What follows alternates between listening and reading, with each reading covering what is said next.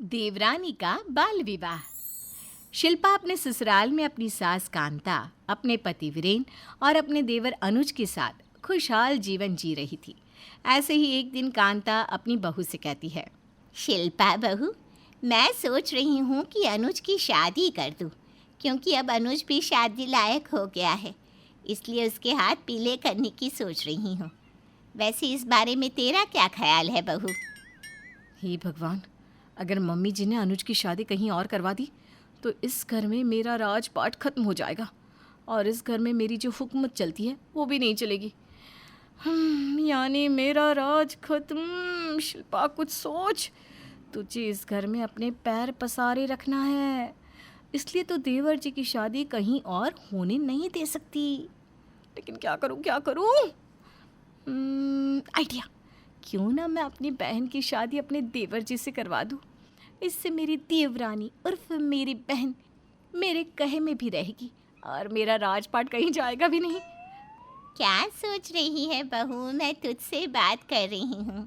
तेरे देवर की शादी की सोच रही हूँ मैंने तुझसे शादी के बारे में बात क्या करी? तू तो पता नहीं कौन से ख्याली पुलाव पकाने में लग गई। मम्मी जी, आपने तो वही बात कर दी, बगल में छुरा शहर में ढिंढोरा। क्या मतलब? मतलब ये कि मम्मी जी, मेरी बहन रजनी की शादी मैं अपने देवर जी से करवाना चाहती हूँ। अब आप ही देखिए ना, अब जब मैं इतनी संस्कारी हो सकती हूँ तो भला मेरी बहन क्यों नहीं? मेरी बहन सुंदर होने के साथ साथ गुणी भी है। हाँ, उसको कुछ काम नहीं आता, लेकिन कोई बात नहीं, मैं उसे सब सिखा दूंगी। आप बस हाँ करिए।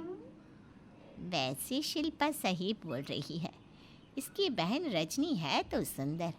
खैर, मुझे क्या, घर में अच्छी बहू आ जाए, मुझे और क्या चाहिए। हाँ बहू, वैसे तेरा आइडिया खराब नहीं है। ठीक है मम्मी जी, मैं देवर जी की बात कल ही अपने मम्मी पापा से करती हूँ और आप देखना, मेरे मम्मी पापा मेरी बात को नहीं टालेंगे। अब क्या था, अगले ही दिन शिल्पा अपने मम्मी पापा के पास जाती है और रजनी की शादी की बात करती है। उसकी शादी की बात सुनते ही उसके पिता कहते हैं, शिल्पा बेटा, अभी हमारी रजनी बहुत छोटी है। तू तो जानती है ना कि हमारी रजनी अभी 8वीं कक्षा में है। वो अभी खुद बच्ची है, हम उसकी शादी कैसे करें?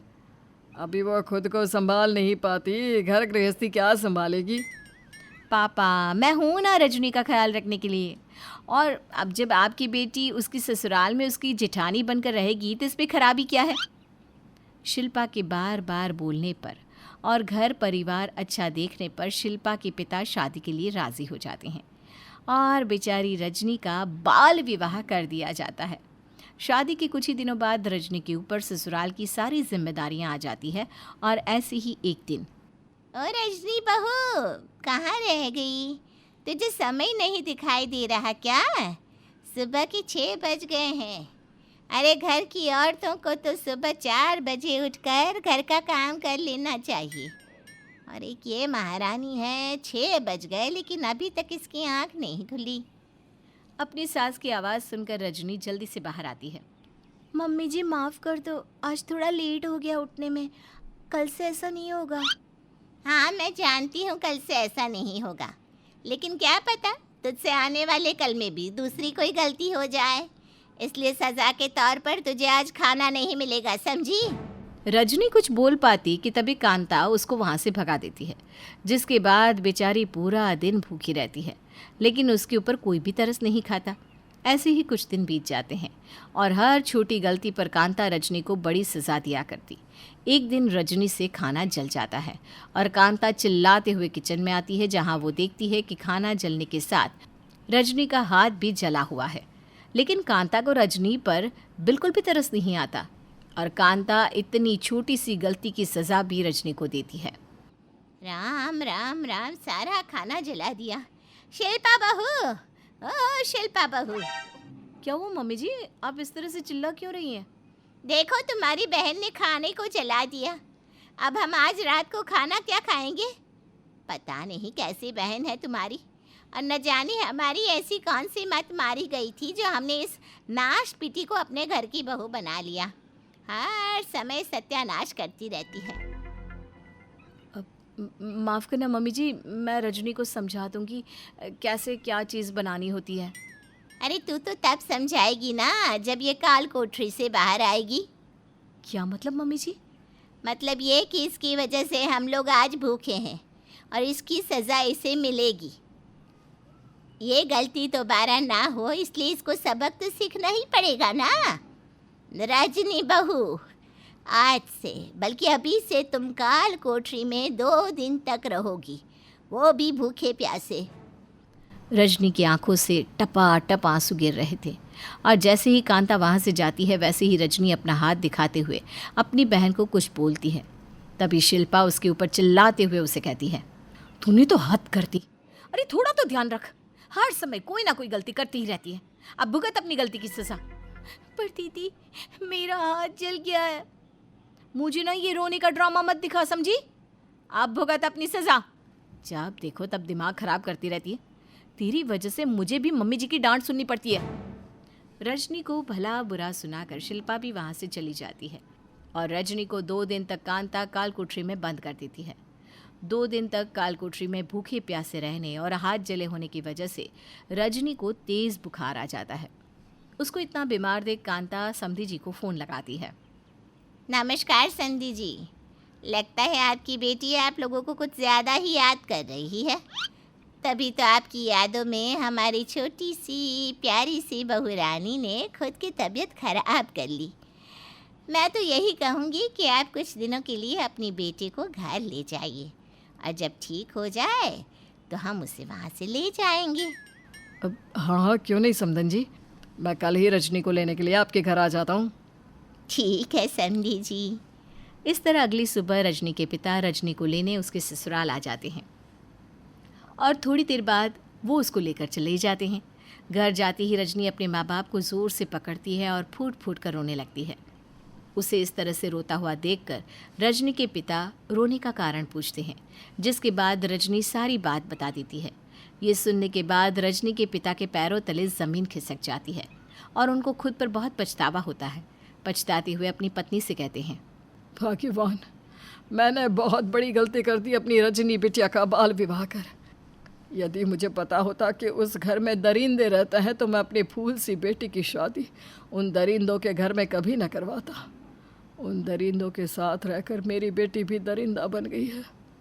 लेकिन कोई बात नहीं, मैं अपनी बेटी रजनी को इस नर्क से निकाल कर रहूँगा।